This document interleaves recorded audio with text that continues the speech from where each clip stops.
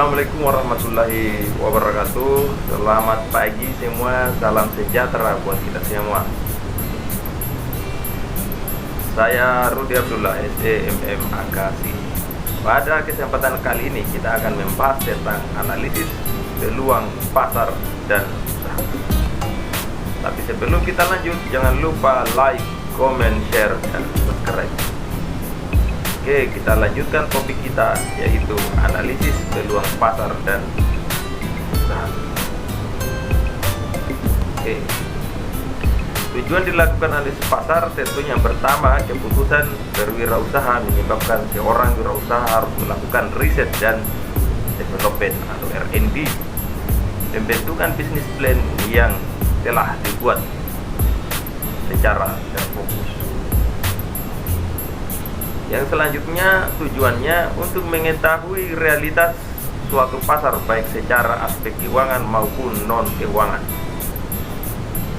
Yang ketiga, mendorong pembentukan keputusan secara lebih terukur dan terkendali. Yang keempat, mampu mendorong seorang wirausaha menjadi lebih transparansi oleh berbagai perubahan yang terjadi dan lebih fleksibel. Itu tujuan dilakukan analisis pasar. Oke, kita masuk di peluang usaha atau bisnis. Jadi di sini dijelaskan bahwa peluang usaha atau bisnis ini adalah kesempatan untuk memperoleh keuntungan melalui kegiatan bisnis. Tidak semua peluang usaha atau bisnis dapat dilakukan pada sembarang waktu dan tempat.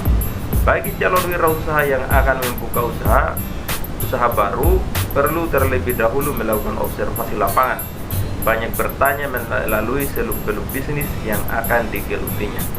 Ya, jadi harus ada informasi terlebih dahulu tentang bisnis yang akan kita jalankan. Selanjutnya, definisi risiko pasar.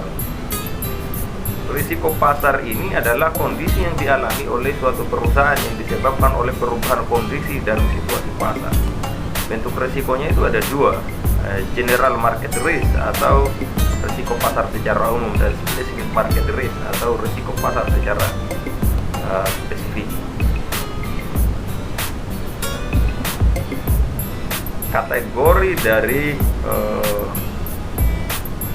general market risk ini yang pertama, foreign exchange risk, yaitu pasar modal yang berkaitan dengan capital market dan pasar uang yang berkaitan dengan money market. Ini kedua-duanya ini sangat berpengaruh.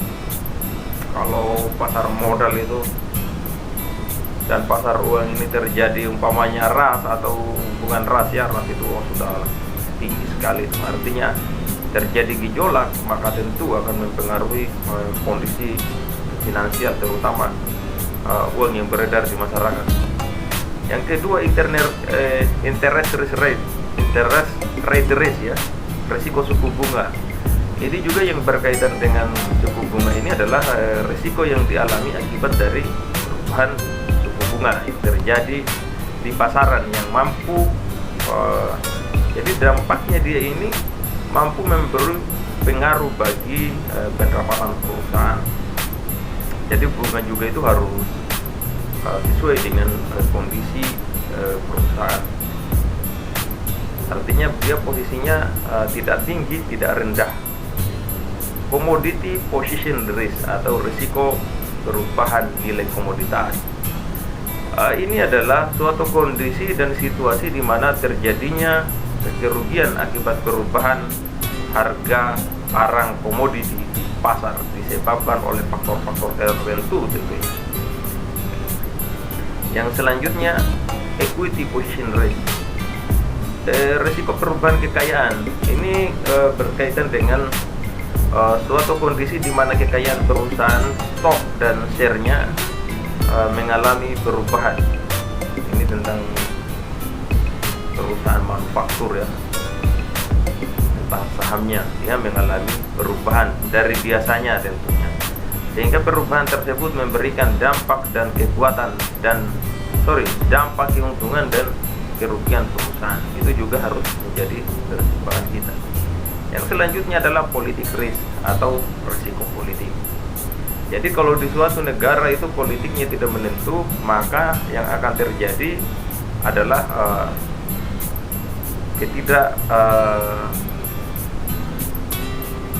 tidak aman tentunya dalam kita melakukan usaha atau dagang.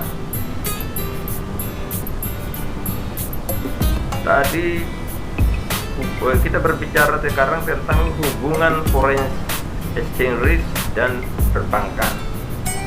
Perbankan ini adalah lembaga mediasi yang menghubungkan mereka yang kelebihan dana atau surplus dengan mereka yang kekurangan dana atau defisit tentunya.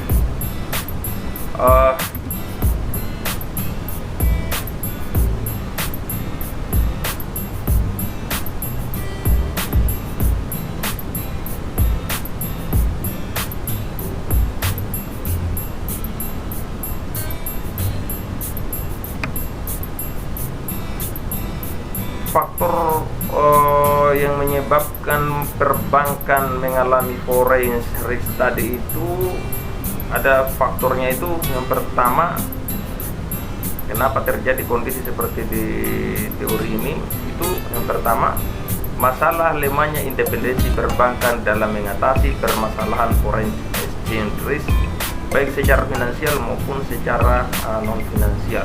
Itu yang pertama. Yang kedua, masih lemahnya perangkat atau aturan perbankan, terutama dalam konsep risk management bank, khususnya dalam konteks market risk in bank perspektif. Itu kaitannya dengan hubungan foreign exchange risk dan perbankan. Kita masuk di menganalisis peluang usaha. Jadi yang kita harus lakukan adalah kita harus melihat peluang dan risiko usaha. Sesudah kita tahu peluangnya kita dan risikonya seperti apa, yang faktor yang kedua adalah harus kita bisa mendeteksi faktor-faktor kegagalan dan keberhasilan usaha. Jadi kita harus punya catatan bila perlu melakukan analisis SWOT. Keberhasilan yang akan saya capai apa dan kegagalannya ini yang terjadi kemungkinan apa. Yang selanjutnya, memanfaatkan peluang secara kreatif dan inovatif. Jadi kalau kita melihat bahwa ternyata di usaha ini peluangnya seperti ini, jadi harus kita manfaatkan. Kita harus mampu menciptakan, tentu usaha-usaha atau usahanya kita sudah berjalan, harus mampu memberikan sesuatu yang beda, harus mampu memberikan terutama dari segi pelayanan, terutama pelayanan yang baik ya kepada konsumen, terutama kalau umpamanya juga barangnya kita ciptakan sebagus mungkin sehingga orang yang datang ke situ ya tidak datang satu kali kemudian tobat. Yang selanjutnya, pengembangan ide kreatif dan inovatif. Jadi kalau sudah kita memiliki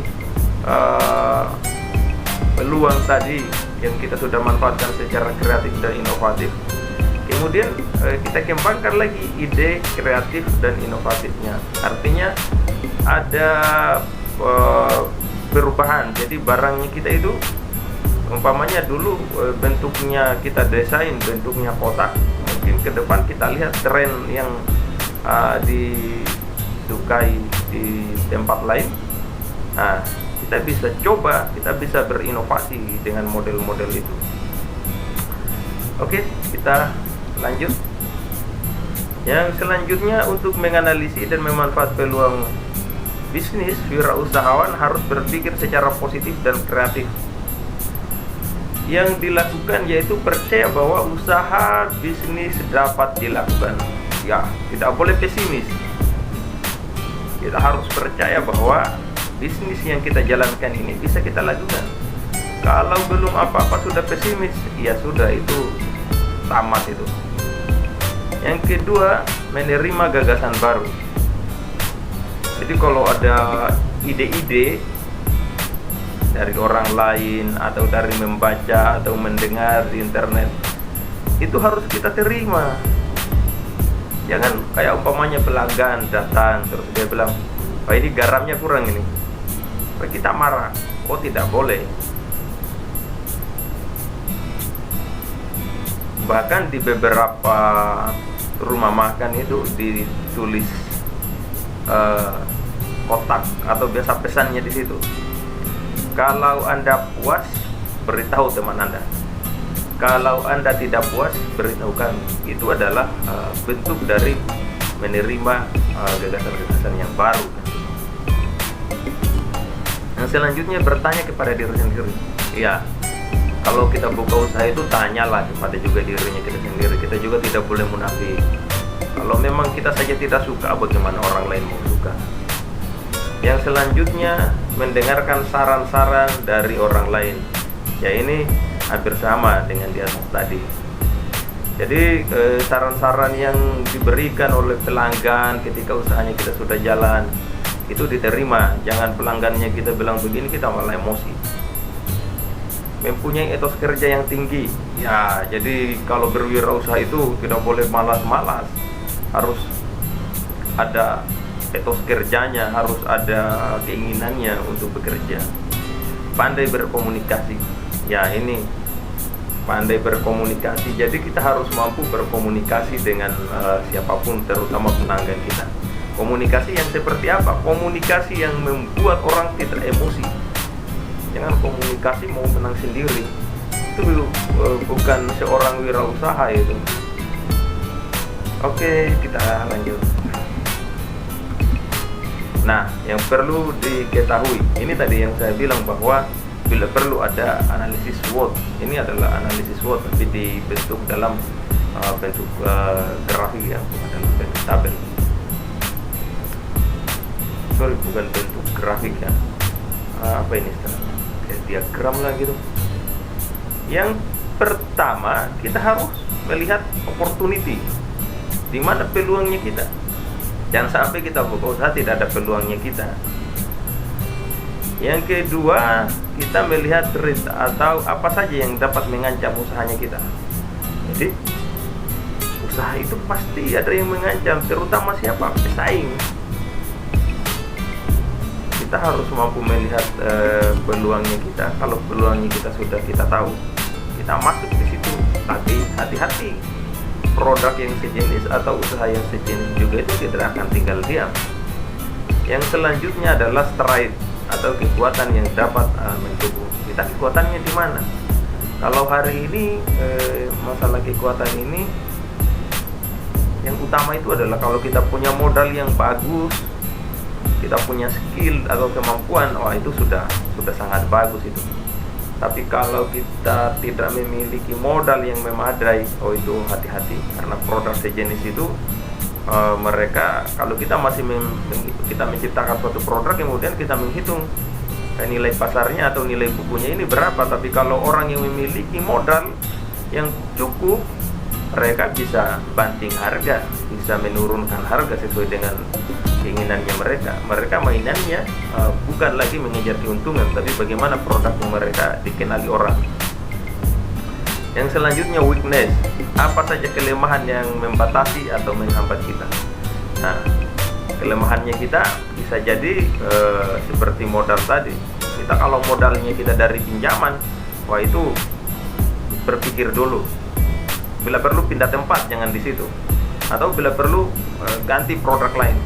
Karena begini, kelemahannya modal dari pinjaman ini, penjualan yang kita lakukan itu kita saving, bukan kemudian kita modalnya kita ini kita gunakan lagi, tapi kebanyakan ketika kita saving, kita simpan modalnya kita, tujuannya adalah untuk menutupi utangnya kita, terutama modalnya dan bunganya kita dikejar 2 kali lipat. Makanya pemerintah hari ini banyak mencairkan kredit lunak ya, untuk membantu para wirausaha. Oke, kita next ya. Nah, ada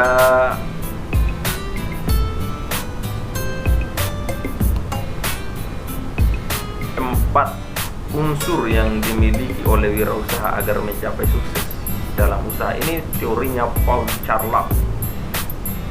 Yang pertama, kerja keras. Jadi kita harus kerja keras dalam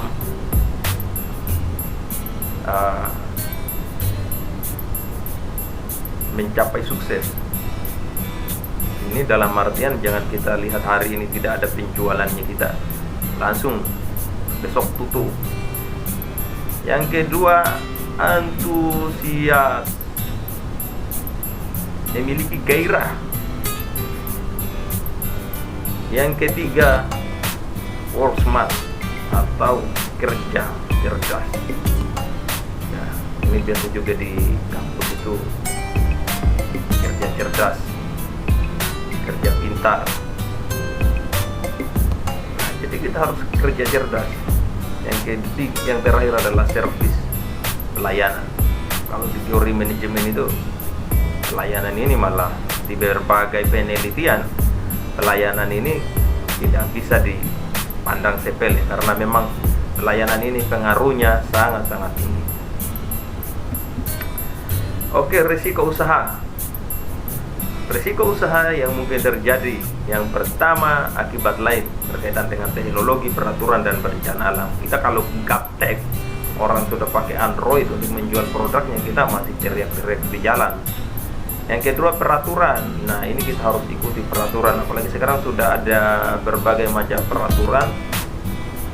Itu kita juga harus update, terutama aturan-aturan yang berkaitan dengan usahanya kita. Bencana alam, sekarang ada yang namanya mitigasi bencana. Setidaknya di dalam usahanya kita itu harus ada alat-alat yang kalau umpamanya terjadi kebakaran, terjadi umpamanya gempa bumi, itu harus ada alat-alat yang mendeteksi, terutama umpamanya tadi seperti kebakaran.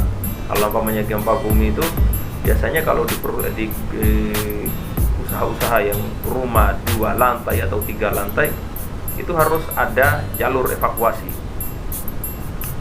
Yang selanjutnya, perubahan permintaan, ekonomi, mode, selera konsumen. Nah, kaitannya dengan ekonomi ini kaitannya dengan keadaan hari ini seperti apa. Kedua, mode ini kaitannya umpamanya dengan industri atau bisnis-bisnis yang berkaitan dengan tren ya, seperti baju, jilbab, dan lain sebagainya. Biasanya kan itu hanya tren ini mengikuti ini, tren ini mengikuti ini, seperti itu. Yang ketiga, konsumen. Nah, perubahan konsumen ini biasanya kaitan dengan selera konsumen. Yang selanjutnya berkaitan dengan pesaing. Nah, ini kalau pesaing kita harus mampu mendeteksi pesaing. Yang selanjutnya adalah perubahan konjungtur, yaitu kondisi ekonomi yang tidak menentu. Jadi perubahan-perubahan seperti ini juga yang menghambat risiko usaha. Oke, kita lanjut. Analisis peluang usaha. Peluangnya yaitu analisis kebutuhan pasar dan konsumen. Itu harus kita lihat. Apa sih yang dibutuhkan pasar hari ini? Apa sih yang diinginkan konsumen hari ini?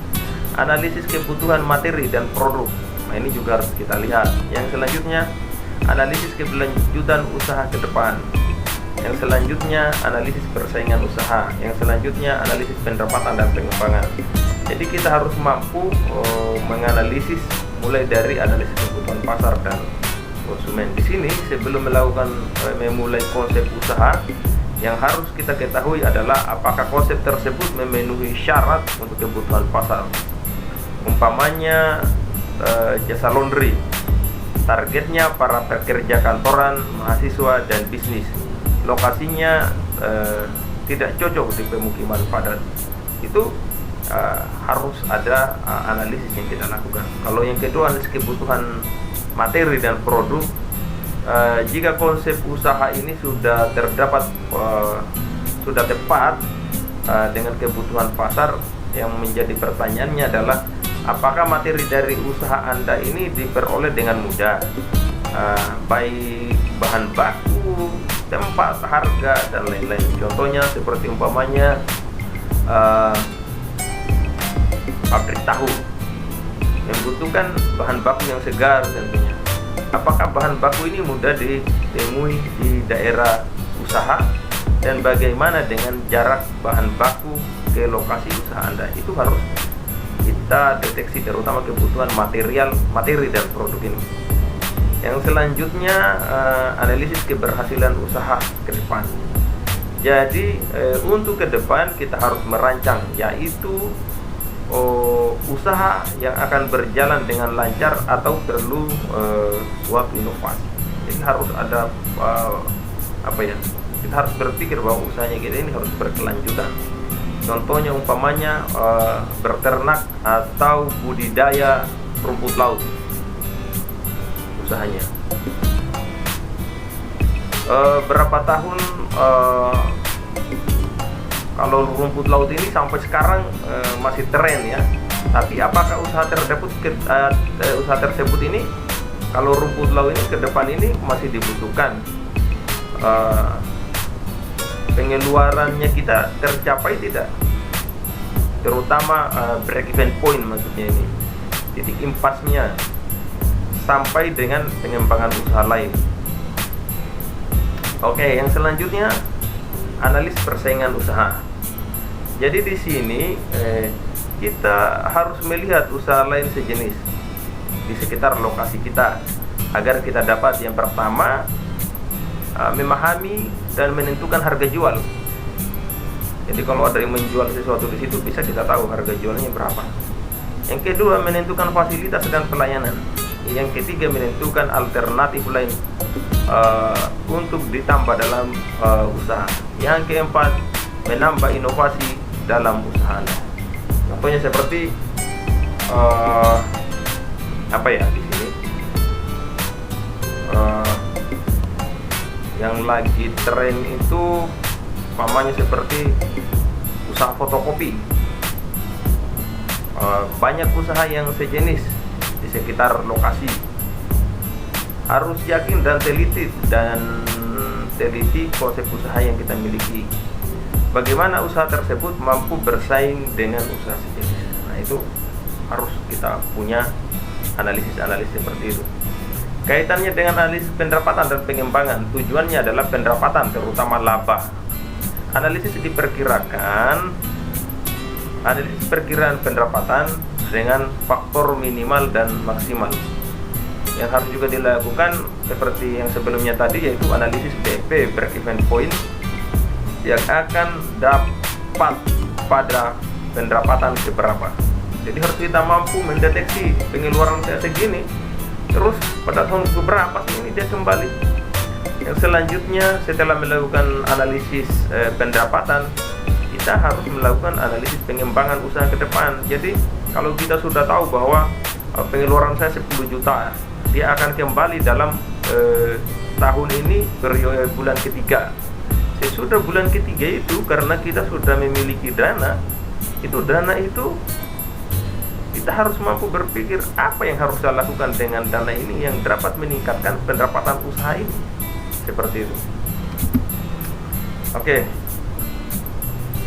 Ini kaitannya dengan berwirausaha. Contoh dari Rasulullah SAW.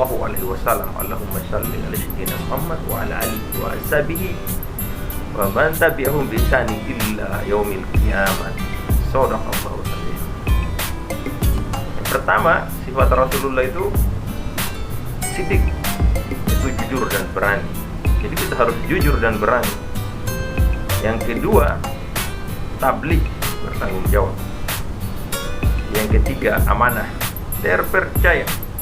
Yang keempat, fatona, cerdas, pandai melihat peluang, serta peduli terhadap lingkungan.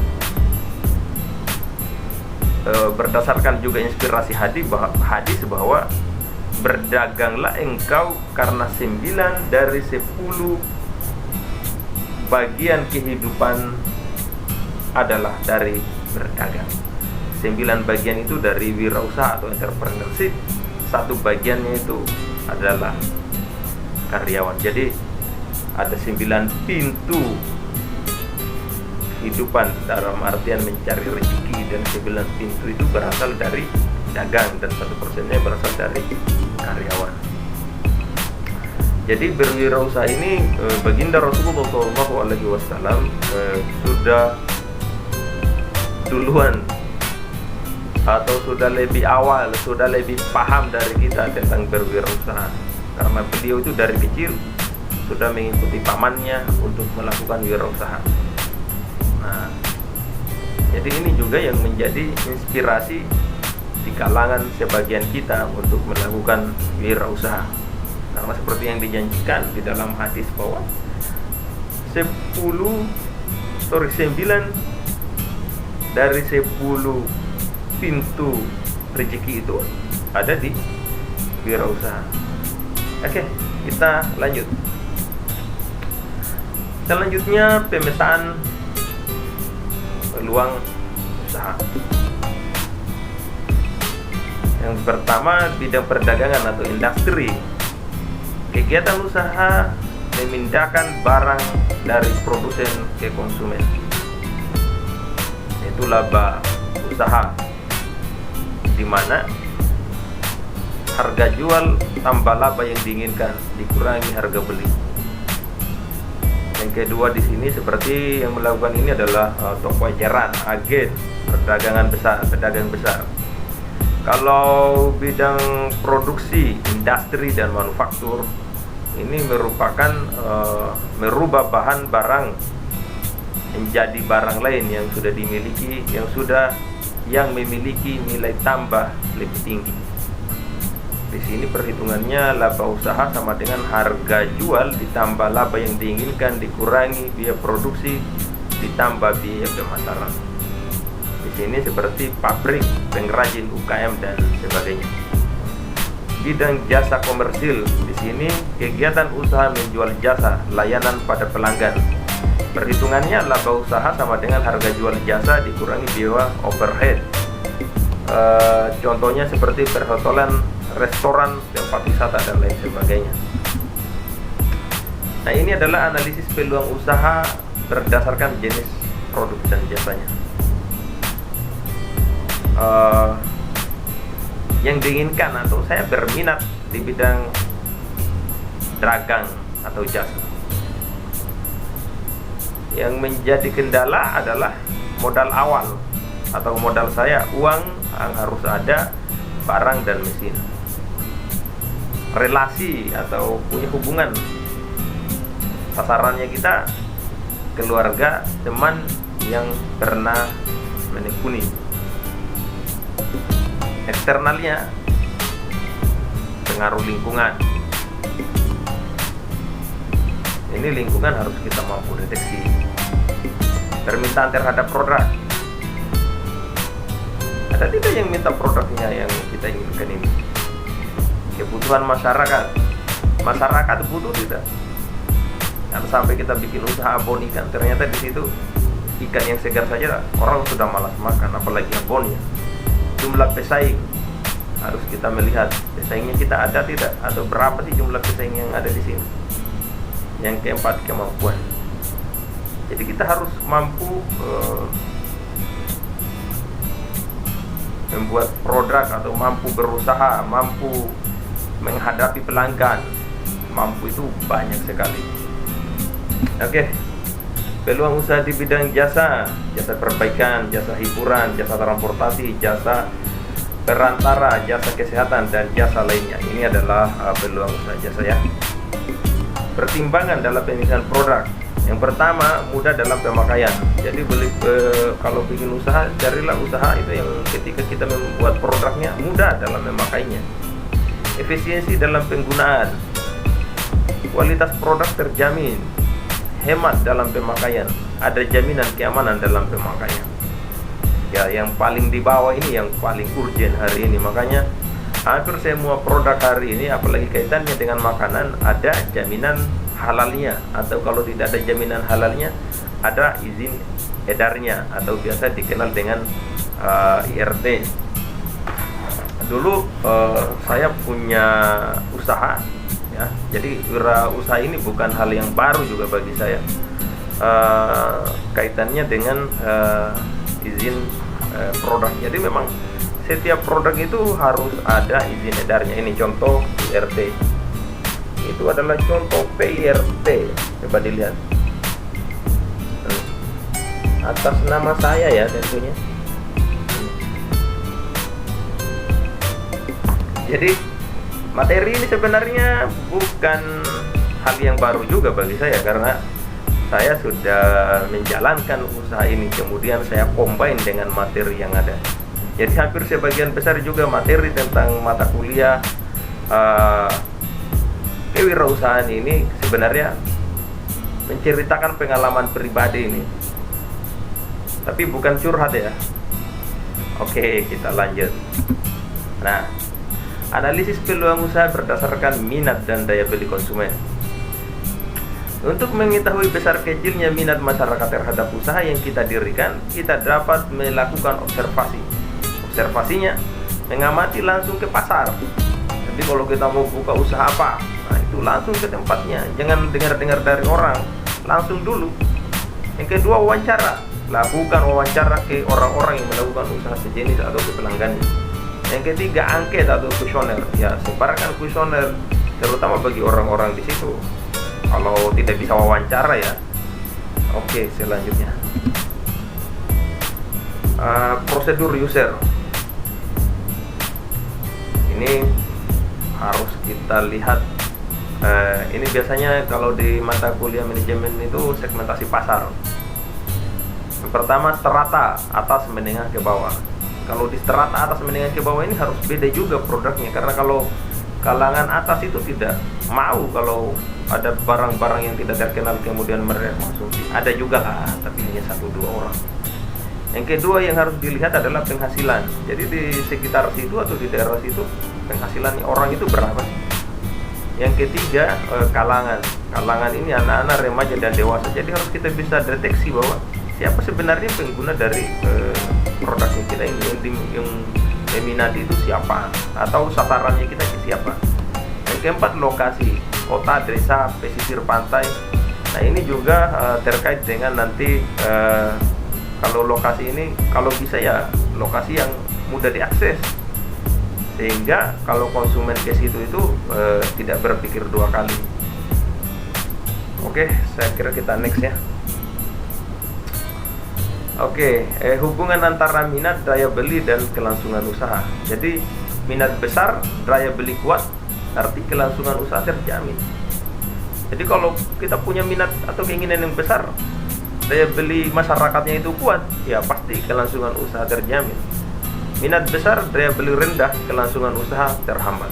Nah kalau daya beli rendah, kita perlu cari alternatif lain.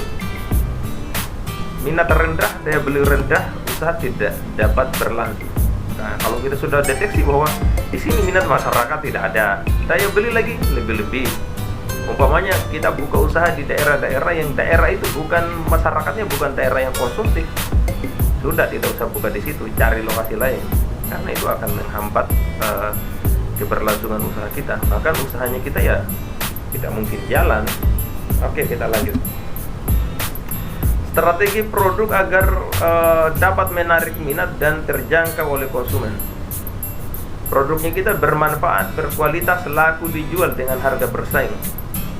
Ya, jadi kita harus bikin produk yang bermanfaat, berkualitas, laku dijual dengan harga bersaing.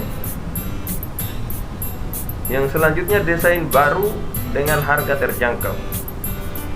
Ini artinya harus ada improve, harus ada peningkatan. Tadinya mungkin produknya dijual dalam bentuk toples, tapi karena agak susah, sering bocor toplesnya, itu menggunakan plastik yang bagus, itu rapi. Yang selanjutnya, prosedur lebih cepat dan lebih mudah. Ya, jangan berbelit-belit. Orang mau beli ini prosedurnya lama, harus ke sini, harus ke sini. Orang juga jadi malas. Pilih dan tentukan lokasi pemasaran yang menguntungkan. Jadi lagi-lagi kaitannya dengan lokasi. Carilah lokasi yang tentu itu mudah diakses. Karena semakin mudah diakses itu semakin orang berminat ke situ. Oke. Ini adalah, selain yang tadi itu, kita juga harus memperhatikan faktor keuntungan. Ini bagi usaha-usaha atau wirausaha yang sudah besar ya. Yang pertama, faktor keuntungan. Yang kedua, faktor teknis dan manajemen. Yang ketiga, yang selanjutnya faktor pemasaran dan persaingan. Yang selanjutnya faktor modal. Yang selanjutnya faktor fasilitas dan kemudahan. Yang selanjutnya faktor bahan baku dan tenaga kerja. Jadi dari semua faktor yang ada ini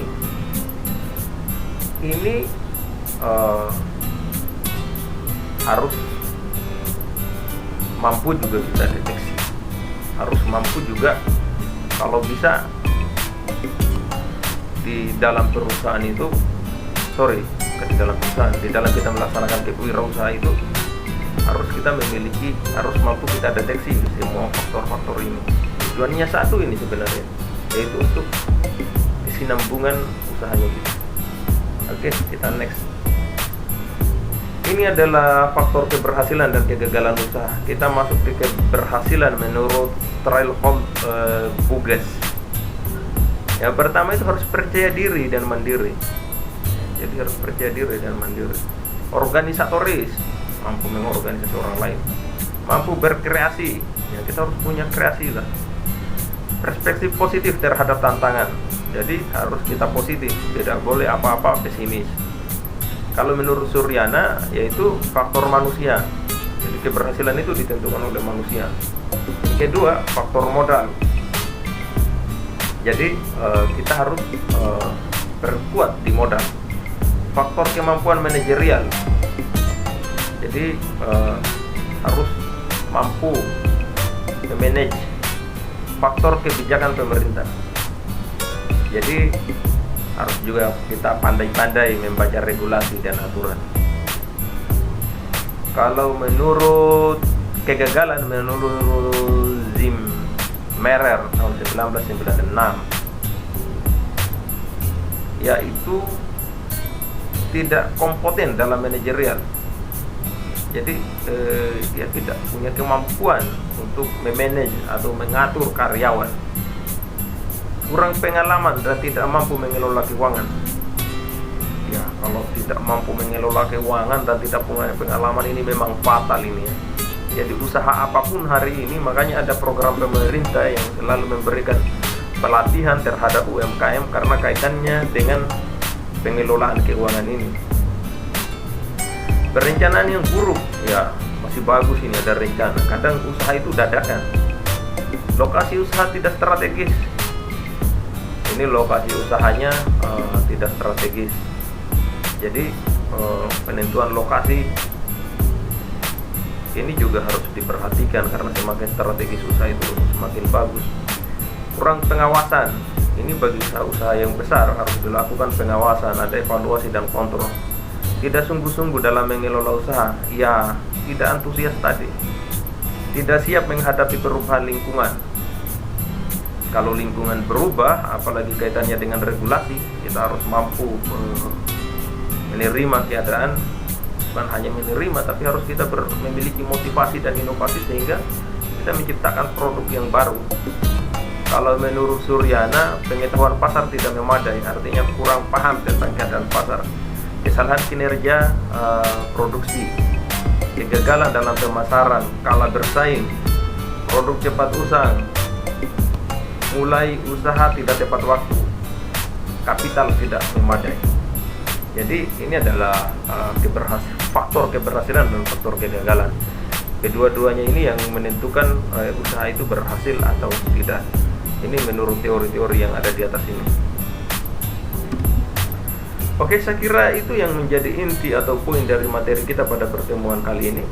Hal-hal yang tidak dipahami terkait dengan materi ini, silakan ditanyakan pada kolom komentar yang tersedia di bawah. Assalamualaikum warahmatullahi wabarakatuh.